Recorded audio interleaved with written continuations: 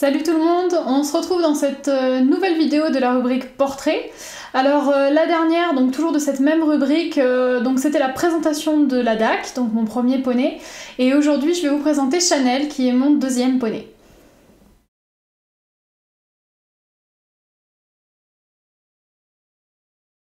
Alors à la base, il n'était pas du tout prévu que j'achète un deuxième poney. J'avais eu la DAC 6 mois plus tôt, tout se passait super bien et même moi dans ma tête j'étais occupée avec la DAC donc je pensais pas du tout acheter un deuxième poney. Mais en fait, ça s'est fait d'une manière assez bizarre. L'éleveuse de la DAC, avec qui j'ai gardé contact, m'a un jour envoyé une photo en me disant tiens, regarde, elle s'appelle Chanel, c'est sa propre sœur, ils ont le même papa et la même maman, ce qui est quand même rare chez les chevaux. Et elle m'a dit regarde, ils ont pile 1 an d'écart, donc peut-être que la DAC l'année prochaine ressemblera à ça.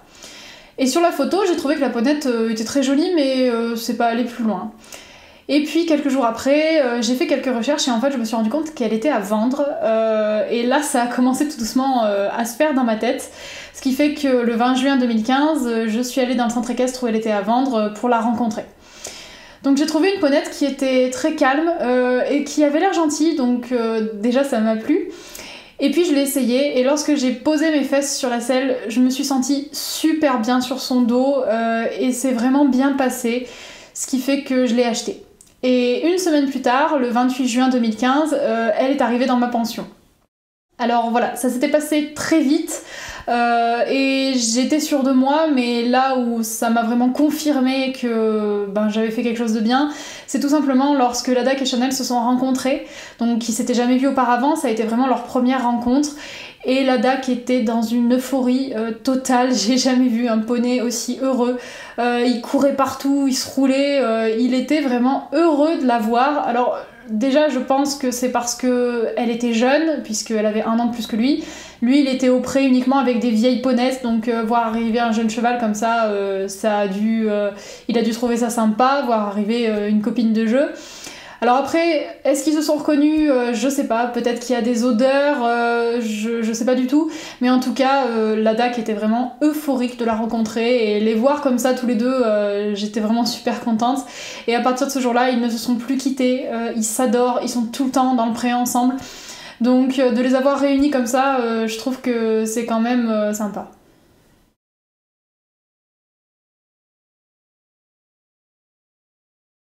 Chanel a exactement les mêmes origines que la DAC. Donc le papa c'est toujours Hubert de Bord, poney français de selle, la maman Gilfa Kuchelge qui est donc Welsh. Ils se ressemblent beaucoup tous les deux puisque autant la DAC que Chanel ils sont gris, physiquement ils ont quand même plein de points communs. Chanel donc elle est née presque 1 an pile avant la DAC puisqu'elle est née le 21 mai 2012. Elle est grise comme la DAC. Et au niveau du caractère, je pensais que j'aurais 2 poneys avec un caractère très similaire. Et en fait, pas du tout. Alors, ils ont des points communs, mais ils ont quand même un caractère très différent. Et c'est pas plus mal parce que quand je les travaille, il faut vraiment que je m'adapte à chacun. Je fais pas le même travail avec l'un et avec l'autre. Et du coup, ça me pousse vraiment à progresser parce que je suis tout le temps obligée de m'adapter. Alors Chanel, ce qui a été un petit peu compliqué au début, c'est qu'il lui faut beaucoup de temps pour donner sa confiance. Au début, quand j'étais avec elle, elle voulait vraiment pas être avec moi, ça se voyait. Lorsque j'allais la voir au pré, elle partait au fond du pré. Donc les débuts, ça a été un petit peu compliqué, mais avec du temps et avec de la patience, j'ai fini par réussir à l'amadouer. Mais il m'a bien fallu 1 an quand même pour qu'elle soit avec moi. Par contre, une fois qu'elle s'est donnée, il y a eu des résultats super. Elle a vraiment fait un travail excellent. Donc voilà, c'est une jument à qui il faut du temps, mais lorsqu'on le lui donne, elle le rend au centuple.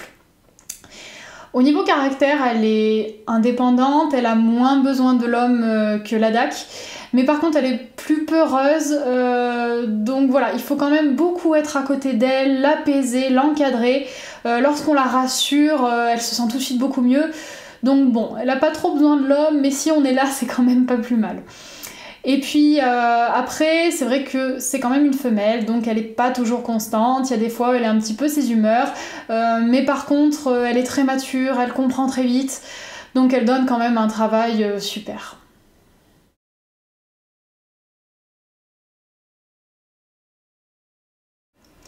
Alors au niveau du travail, quand j'ai acheté Chanel, donc elle était débourrée.